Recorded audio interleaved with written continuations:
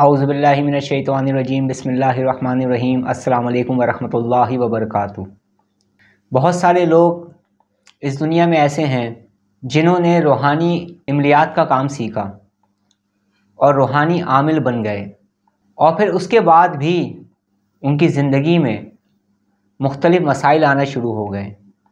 और उनको या उनके फैमिली मेम्बर्स को या उनसे मोहब्बत करने वाले लोगों को या उनके साथ रहने वाले लोगों को या उनके फैमिली मेम्बर्स को शयातीन जिन्नात ने तंग करना शुरू कर दिया। वो ये सोच के आए थे कि हम लोगों का इलाज करेंगे, लेकिन वो खुद ही मरीज़ बनते चले गए। आखिर ऐसा क्यों हो गया? जो लोग तसलसल के साथ रिज्जत के मौज़ूआत पर मेरी इन वीडियोस को देख रहे हैं, वो शायद इस वीडियो से कुछ समझ पाएँ, और जिन्होंने अधूरी बात सुनी यानी मेरी पिछली वीडियोस को नहीं देखा जो पार्ट वाइज आ रही हैं, वो नहीं समझ पाएंगे। इसलिए मेरी वीडियोस को खुसूसी तौर पर इन मौज़ूआत पर जो मेरी वीडियोस आ रही हैं रिज्जत के मौजू पर, उसे तसलसल के साथ देखें ताकि आप तसलसल के साथ मेरी बात को समझ पाएँ। अधूरी बातों को सुनने के बाद कोई गलत तासुर ना आप पर चला जाए। पिछली वीडियोस में मैंने उन लोगों का तस्करा किया जो इमलियात की दुनिया में आते हैं, उन्हें सुहाने ख्वाब दिखाए जाते हैं, उन्हें बड़े बड़े सपने दिखाए जाते हैं, और वो लोग जो आपसे अपने मकासद को हासिल करना चाहते हैं, वो लोग जो नफ्स परस्ती में पड़ चुके हैं, जो दुनिया परस्ती में पड़ चुके हैं, जो शोहरत परस्ती में पड़ चुके हैं, वो आप लोगों का और आपके एतमाद का नाजायज़ फ़ायदा उठाते हैं और आप लोगों को वो अमाल कराना शुरू कर देते हैं जो अमाल करने की अहलियत अभी आप में पैदा ही नहीं होती, और आप ऐसे नाकिस लोगों से मुतासिर होकर या उनके हुलियों से मुतासिर होकर या उनकी गुफ्तगू से मुतासिर होकर बग़ैर ये जाने कि मेरे अंदर ये अहलियत है या नहीं है कि मैं इन अमाल को कर सकता हूँ, आप उन अमल को करते हैं और फिर आपकी ज़िंदगी में नुकसानात आते हैं, परेशानियाँ आती हैं, और यूं आपकी हस्ती बस्ती ज़िंदगी में आग लग जाती है। मेरी ज़िंदगी में ऐसे रूहानी आमलीन भी आए हैं जो कि अब मेरे शागिर्दों में से भी हैं, अल्हम्दुलिल्लाह, ये अल्लाह रब्बुल इज़्ज़त का करम है, जिन्होंने रूहानी इमलियात की दुनिया में कदम रखा और फिर ऐसे ही लोगों में फंस गए जो ख़ुद तो इस इमलियात की दुनिया को दौलत हासिल करने के लिए, सिर्फ़ और सिर्फ दौलत हासिल करने के लिए इस्तेमाल कर रहे हैं, और ना सिर्फ खुद कर रहे हैं बल्कि अपने जैसे लोग भी बना रहे हैं। मुझे अपनी हर बात की वजाहत देनी पड़ रही है। ऐसा ना हो कि मेरी ये बातें सुनने के बाद कोई ये सोचे कि अगर कोई इंसान इलाज करने की फ़ीस ले रहा है या रूहानी इमलियात सिखाने की फ़ीस ले रहा है तो वो गलत कर रहा है। एक शख्स आपको टाइम दे रहा है और उस टाइम को चार्ज कर रहा है और चार्ज करना चाहता है, रिज़्क़ हलाल कमाना चाहता है, तो मैं और आप एतराज़ नहीं कर सकते। यहाँ बात उन लोगों की हो रही है जो कि आपको धोखा देते हैं, ना खुद तरबियत को जानते हैं और ना ही खुद तरबियत में रखते हैं, जो आपको ये बताते हैं कि चंद महीनों में, चंद हफ्तों में आपको ये हासिल हो जाएगा, ये हासिल हो जाएगा, ये मुकाम मिल जाएगा। ये बड़ी बड़ी बातें करते हैं और अपने आप को माहिर कहते हैं। आप में से बहुत सारे लोग अपनी सादा दिली की वजह से, अपने एतमाद करने की वजह से, मोहब्बत करने की वजह से उनकी बातों पे अमल करते हैं, और यूं आपकी ज़िंदगी में रिज्जत दाखिल हो जाती है जो कि एक जहर की मानिंद है, जो तबाह कर देती है इंसान को,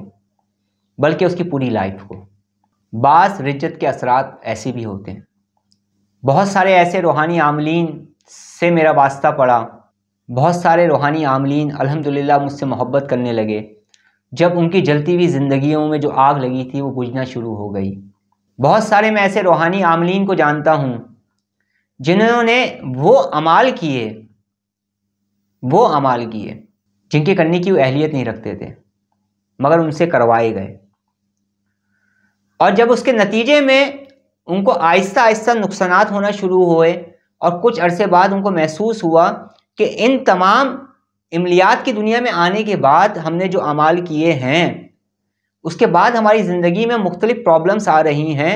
और अब हमें तो ख़ुद इलाज करवाने की ज़रूरत पड़ रही है। हमारे माशी मसाइल ख़राब हो रहे हैं, ہم دنیاوی طور پر ترقی نہیں کر پا رہے ہیں، ہماری روحانیت دن بدن کمزور ہوتی جا رہی ہے۔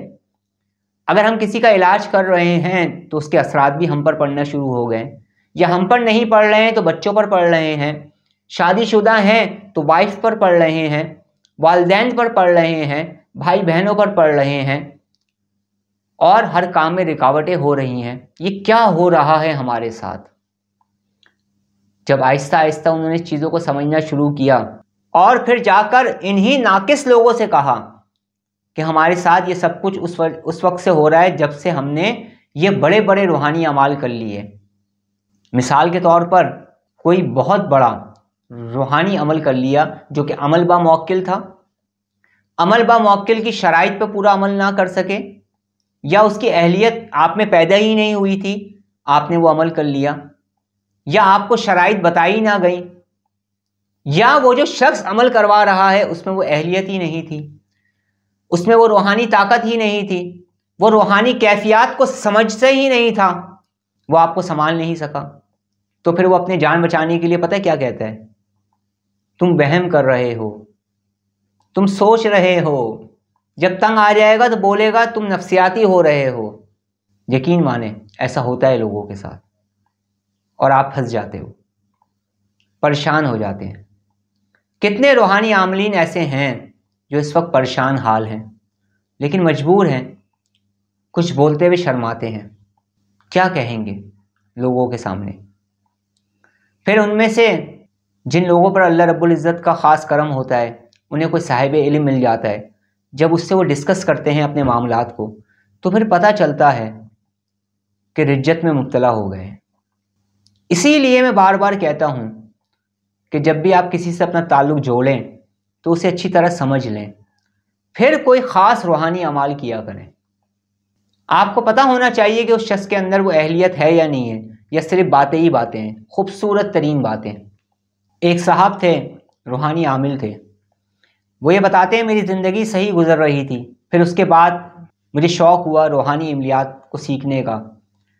پھر میں ایک صاحب کے پاس پہنچ گیا جو دیکھنے میں بہت اچھے لگتے تھے، مگر در حقیقت وہ اندر سے دنیا پرست تھے، نفس پرست تھے۔ پھر انہوں نے کچھ پیسے لیے مجھ سے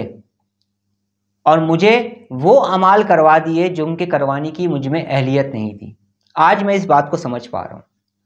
آہستہ آہستہ میں اعصابی کمزوری کا شکار ہوتا چلا گیا، آہستہ آہستہ میرے بچے نافرمان ہونے لگے، میری بیوی خود جنات کی مریض بن گئی، میں جس کام میں ہاتھ ڈال رہا ہوں کام خراب ہو رہا ہے، معاشی طور پر میں تنگ دستی کا شکار ہو رہا ہوں، کامیابی کی راہیں مجھ پر نہیں کھل رہی ہیں، اور کسی روحانی عمل میں بھی کامیابی نہیں مل رہی ہے۔ یقین مانیں یہ میں ایک انسان کی کہانی سنا رہا ہوں، ایسی کئی سو مثالیں میرے پاس موجود ہیں، اور کئی سو لوگ مجھ سے جڑ چکے ہیں، جن میں سے کچھ لوگ اب ٹھیک ہو چکے ہیں، جنہیں اللہ رب العزت نے شفا عطا فرمائی۔ میرے بھائی، میری بہنوں اور میرے دوستوں، اگر آپ میری باتیں پازیٹیو ہو کے سنیں گے تو سمجھ میں آئیں گی،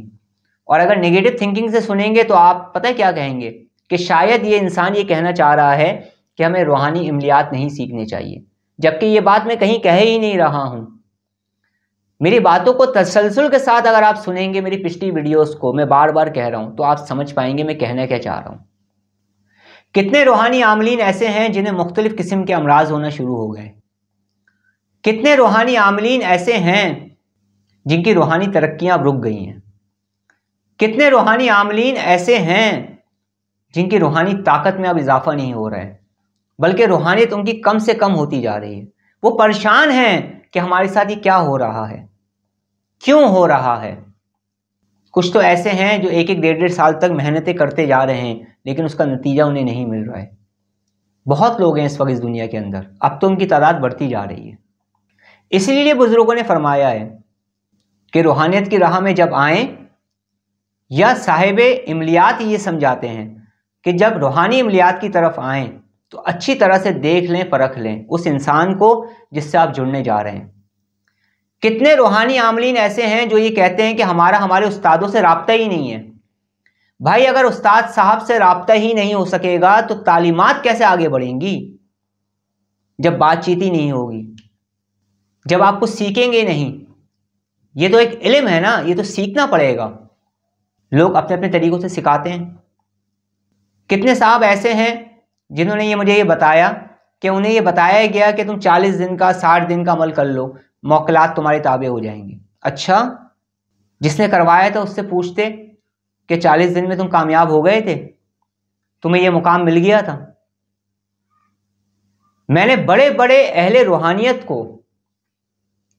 اور بزرگوں کے اندر عاجزی کو ایسا دیکھا ہے کہ میں مثال دیتا ہوں کہ بڑے بڑے اہل علم حضرات یہ فرماتے ہیں، جو میں نے سنا ہے، سب کی بات تو نہیں کر رہا ہوں، چند کی بات کر رہا ہوں، جو یہ کہتے ہیں کہ ابھی تو ہم اس راہ کے طالب علم ہیں، ابھی تو ہم علم سیکھ رہے ہیں۔ ایسی عاجزی ہے۔ اور کچھ لوگوں میں اتنا غرور بھرا ہوا ہے کہ وہ علی اعلان یہ بات کہتے ہیں کہ ہم سے زیادہ ماہر تو کوئی ہے ہی نہیں، اور اپنے علاوہ ہر انسان کو ناقص سمجھتے ہیں اپنے آپ کو منوانے کے لیے۔ اتنا غرور و تکبر ان میں بھر چکا ہے۔ یاد رکھیے گا، یہ جو عملیات کی راہ ہے، یہ جو روحانیت کی راہ ہے، میرے بھائی، میری بہنوں اور میرے دوستوں، اس کے اندر تربیت بہت ضروری ہے، رابطہ ہونا بہت ضروری ہے۔ اگر آپ ابتدائی طور پر اس راہ کو چن رہے ہیں، آنا چاہ رہے ہیں، تو میں اپنی ایکسپیرینس کی بنیاد پہ کہوں گا کہ ایسے استاد کا انتخاب کریں جس سے کچھ بات چیت آپ کی ہو سکے۔ کیونکہ جب آپ روحانیت میں آتے ہیں، جب آپ عملیات کی دنیا میں آتے ہیں، یا جب آپ روحانیت کی دنیا میں آتے ہیں یا روحانی اسباق طے کرتے ہیں، تو آپ کی کیفیات دن بدن بدلتی ہیں۔ مختلف کیفیات کا ظہور ہوتا ہے، مختلف کیفیات والد ہوتی ہیں۔ میری یہ بات صرف اہل علم حضرات سمجھ سکیں گے، اور اس وقت آپ کو آپ کے شیخ کی، آپ کے استاد کی آپ کو ضرورت پڑتی ہے۔ اور اگر اسی وقت آپ کا استاد آپ کو نہ مل سکے ان دنوں میں، پھر کیا کریں گے؟ یا تو آپ روحانی طور پہ اتنے مضبوط ہو چکے ہیں کہ آپ روحانی رابطہ کر کے سب کچھ جوابات لے رہے ہیں، تو بات الگ ہے، پھر تو میری یہ بات سننا ہی بے فضول ہے۔ اور اگر آپ اتنے طاقتور نہیں ہیں تو دوسرا حل کیا ہے؟ ظاہری رابطہ۔ تو جب بھی روحانیت کی دنیا میں آئیں تو اپنا رابطہ مضبوط رکھیں، اور کوئی بھی عمل کرنے سے پہلے، کوئی بھی قدم اٹھانے سے پہلے اچھی طرح سے سوچ لیں، سمجھ لیں، کیونکہ اگر آپ کو نقصان ہوا تو کوئی آپ کے ساتھ نہیں ہوگا سوائے نیک لوگوں کے، اچھے لوگوں کے، اگر آپ کا رابطہ ان کے ساتھ ہے تو۔ اور اگر کسی دنیا پرست، نفس پرست کے ساتھ آپ کا رابطہ ہے تو چند دنوں میں آپ سے جان چھڑوا لے گا، کیونکہ وہ آپ کو سنبھال نہیں پائے گا، وہ آپ کی روحانی کیفیات کو سنبھال نہیں پائے گا، وہ آپ کے مسائل کو سمجھ نہیں پائے گا، اور آپ اسی طرح کے اعمال کر کے پھر رجتوں میں مبتلا ہو جائیں گے، جیسے بے شمار لوگ ہو چکے ہیں۔ انشاءاللہ تعالی آئندہ آنے والی ویڈیوز میں آہستہ آہستہ ان تمام مسائل سے نکلنے کا حل کیا ہے، کس طرح سے ہم نکل پائیں گے، کیسے ہماری زندگی دوبارہ سے روٹین کے مطابق گزرنا شروع ہوگی، ان تمام موضوعات پر میں گفتگو کروں گا، اس کا حل بتاؤں گا، رجت سے نکلنے کے بھی بے شمار حل بتاؤں گا۔ لیکن آہستہ آہستہ میں جو باتیں کر رہا ہوں یہ آپ لوگوں کو اویئرنیس دینے کے لیے کر رہا ہوں کہ جب روحانی عاملین بھی رجت میں مبتلا ہو سکتے ہیں غلطی کرنے کی وجہ سے، تو عام لوگوں کا کیا حل ہوتا ہوگا، جس کا ذکر میں نے پچھلی ویڈیوز میں بھی کیا ہے۔ کچھ لوگ یہ بھی سوال کرتے ہیں کہ کیا کلام الہی پڑھنے سے بھی رجت ہو جاتی ہے؟ بڑا افسوس ہوتا ہے سن کر ایسے سوالات، مگر یہ جو لوگ سوالات کر رہے ہیں یہ بلا وجہ میں نہیں کر رہے، کہیں نہ کچھ غلطیاں ہو رہی ہیں جس کی وجہ سے یہ سوالات سر اٹھا رہے ہیں۔ میرے بھائی، میرے بہنوں اور میرے دوستوں، میری زندگی میں بہت سارے لوگ ایسے آ چکے ہیں جن کی تعداد میں گن کر بھی نہیں بتا سکتا، جو ذکر کرتے ہوئے ڈرتے ہیں، کثرت ذکر سے ڈرنا شروع ہو گئے ہیں، وظائف پڑھنا نہیں چاہتے، وظیفہ پڑھنا نہیں چاہتے، تھک چکے ہیں۔ ان کو دیکھ کر دل میں بہت دکھ ہوتا ہے، اور میں چاہتا ہوں کہ ہم سب مل کر کثرت کے ساتھ اللہ رب العزت کا ذکر کریں، ہم سمجھ سکیں کہ ہم کون کون سی ایسی غلطیاں کر رہے ہیں یا ہم سے کروائی جا رہی ہیں۔ کیوں کروائی جا رہی ہیں؟ کیونکہ بہت سارے لوگوں کے پاس علم نہیں ہے،